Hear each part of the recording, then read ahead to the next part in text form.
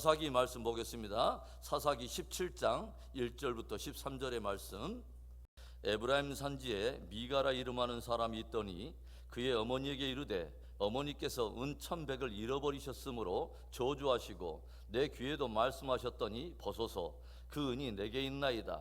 내가 그것을 가졌나이다 하니 그의 어머니가 이르되 내 아들이 여호와께 복받기를 원하노라 하니라. 미가가 은 1,100을 그의 어머니에게 도로 주매 그의 어머니가 이르되 내가 내 아들을 위하여 한 신상을 새기며 한 신상을 부어 만들기 위해 내 손에서 이 은을 여호와께 거룩히 드리노라. 그러므로 내가 이제 이 은을 내게 도로 주리라. 미가가 그 은을 그의 어머니에게 도로 주었으므로 어머니가 그 은 200을 가져다 은장색에게 주어 한 신상을 새기고 한 신상을 부어 만들었더니 그 신상이 미가의 집에 있더라. 그 사람 미가에게 신당이 있으므로 그가 에봇과 드라빔을 만들고 한 아들을 세워 그의 제사장으로 삼았더라. 그때에는 이스라엘 왕이 없으므로 사람마다 자기 소견에 옳은 대로 행하였더라. 유다 가족에 속한 유다 베들레헴에 한 청년이 있었으니 그는 레위인으로서 거기서 거류하였더라.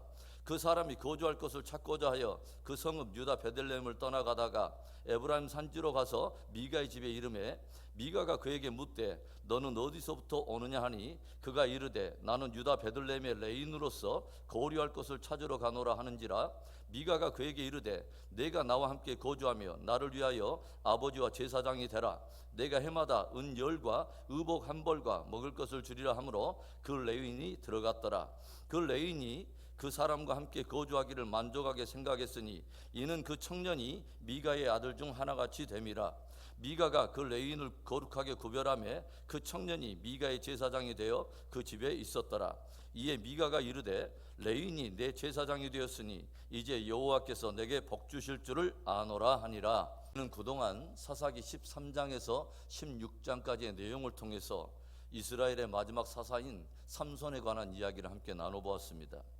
나실인 삼손이 블레셋으로부터 이스라엘을 구원하도록 하나님께 부름을 받았지만 삼손은 자신 위에 실려져 있는 강력한 힘으로 부르신 사명을 따라 산 것이 아니라 눈에 보기 좋은 대로 자기의 육체가 요구하는 정욕을 따라 살더니 들릴라라고 하는 여인에 의해서 머리가 밀리고 블레셋 사람들에게 눈이 뽑히고 결국 원수들의 눈앞에서 맷돌을 돌리며 저들의 즐거움을 위해서 재주를 부리는 그런 비운의 운명으로 전락하고 말았습니다.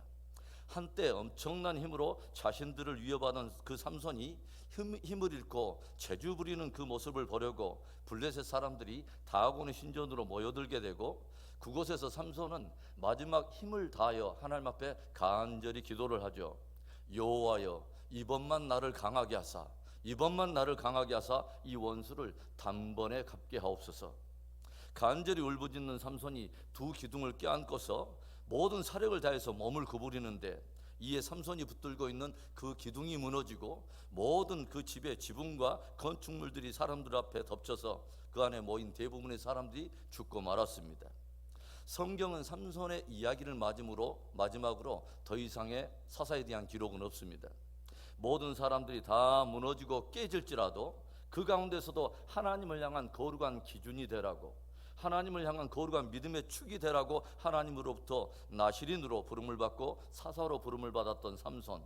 그러나 회복의 마지막 보루였던 사사마저 무너지면서 성경은 더욱 혼돈과 무질서 속에 들어가는 이스라엘의 어두운 모습을 우리에게 보여주고 있습니다. 오늘 17장에서 우리는 에브라임 산지에 사는 미가라고 하는 한 사람의 가정에서 일어난 하나의 해프닝을 우리가 목격하게 돼요. 사사마저 무너져버린 이스라엘이 얼마나 그 삶과 신앙이 부패하고 타락에 갔는가를 한 가정의 이야기를 드러내면서 우리에게 그 단면을 보여주고 있다고 하는 것이죠. 오늘 등장하고 있는 이 사람 미가가 가지고 있는 이름의 뜻이 뭔지 아십니까? 여호와와 같은 자 누군가라고 하는 이름입니다. 여호와와 같은 자가 누구인가? 그래서 우리는 이 가정이 하나님을 섬기는 가정이었고 얼핏 그 이름으로만 본다면 하나님을 향한 대단한 신앙심을 가지고 있는 그런 인물이라고 하는 것을 우리가 유추해 볼 수 있죠. 그러나 우리는 오늘 미가의 가정에서 일어나는 몇 가지 불신의 모습들을 우리가 보게 돼요. 오늘의 말씀을 통해서 우리들이 보게 되는 불신의 모습이란 무엇일까요? 첫째로는 도둑질과 우상 숭배가 있더라고 하는 거죠. 미가의 가정에 어떤 사건이 일어납니까? 2절의 말씀을 봅니다. 그의 어머니에게 이르되 어머니께서 은 1,100을 잃어버리셨으므로 저주하시고 내 귀에도 말씀하셨더니 보소서 그 은이 내게 있나이다. 내가 그것을 가졌나이다 하니 그의 어머니가 이르되 내 아들이 여호와께 복받기를 원하노라 하니라. 미가의 가정에서 도난 사건이 일어났는데 그의 어머니가 은 1,100을 잃어버린 것입니다. 그래서 그 어머니가 그 일로 인해서 자기의 돈을 훔쳐간 그 도둑을 향해서 힘이 저주하는데 어머니의 극한 저주의 말을 듣고서 깊이 양심의 찔림을 받고 혹여 그 저주가 자기에게 임할 것을 두려워했던 바로 그 돈을 훔친 자가 자복을 한 것입니다. 그런데 그가 누구냐면 바로 어머니의 아들인 바로 미가였다고 하는 것이죠. 여호와 같은 자가 누구인가? 그 이름 안에 그처럼 깊은 신앙적인 의미를 담고 있었던 바로 그 인물 미가 말입니다. 자신이 잃어버린 은 1,100을 도둑질하고 훔친 그 사람이 다름이 아니라 자기의 아들 미가인 것을 알게 된 어머니는 미가가 자신의 죄를 고백하자 혹여 도둑질한 자를 향해서 자기가 입으로 내뱉던 그 저주가 자기 아들에게 임할까 해서 곧바로 말을 바꿔서 아들을 축복하기 시작해요. 도둑질한 것은 잘못되었지만 그 죄를 고백하고 그리고 인정한 아들을 축복한 것이죠. 그리고 그 어머니가 어떤 일을 행합니까? 3절을 보겠습니다. 미가가 은 1,100을 그의 어머니에게 도로 주매 그의 어머니가 이르되 내가 내 아들을 위하여 한 신상을 새기며 한 신상을 부어 만들기 위해 내 손에서 이 은을 여호와께 거룩히 드리노라. 그러므로 내가 이제 이 은을 내게 도로 주리라. 자신의 도둑질한 것을 뉘우치면서 그것을 가지고 온 그 아들을 축복하면서 어머니가 한 일이 무엇입니까? 내가 내 아들을 축복하기 위해서 한 신상을 빚으리라. 그리고 그 신상을 만들기 위해서 내가 이 은을 여호와께 드리노라 소원한 것입니다. 그래서 그 어머니는 은 200을 은장색에게 주어서 아들을 위하여 한 신상을 만들고 그 신상을 자기의 집에 있는 신당에 두었다고 하는 거죠. 그 어떤 것도 형상화하여 우상을 만들지 말고 그것에 절하지 말라고 하는 그 하나님의 말씀을 아무런 꺼리낌 없이 범하더라고 하는 거죠. 사사가 무너지자 신앙과 삶의 영역에서 총체적인 타락과 부패가 일어나고 있는 그것을 우리에게 한 단면을 그대로 보여주고 있는 것입니다. 여호와와 같은 자 누구인가? 하나님을 섬긴다는 명분은 가지고 있지만 전혀 이중적이고 모순적인 삶과 신앙으로 인해서 점점 타락해가는 불신의 모습을 우리는 봅니다. 예수님은 우리에게 이런 말씀을 들려주세요. 나를 사랑하는 자는 계명을 지키느니라. 우리들의 신앙의 고백과 삶이 일치가 되는 축복된 믿음이 되길 주의 이름으로 축원합니다. 오늘의 말씀을 통해서 우리들이 보게 되는 불신의 모습이 무엇입니까? 두 번째는 비성경적인 인본주의적 제사입니다.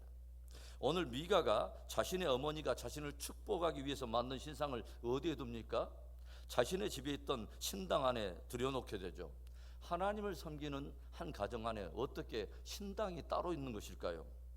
그런데요, 미가는 자신의 집에 있는 그 신당에 신상을 들여놓는 것으로만 끝내지 않습니다. 5절의 말씀, 그 사람 미가에게 신당이 있으므로 그가 에봇과 드라빔을 만들고 한 아들을 세워 그의 제사장으로 삼았더라. 미가는 에봇과 드라빔을 의무적으로 또 만들었습니다. 여러분, 에봇이 뭐예요?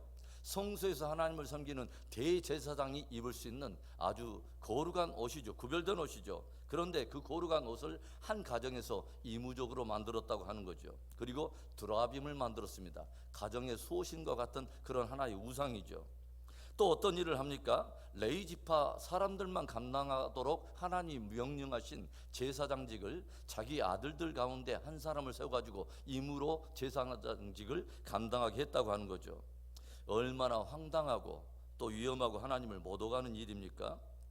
여러분, 북왕국 이스라엘이 왜 멸망하신지 아십니까?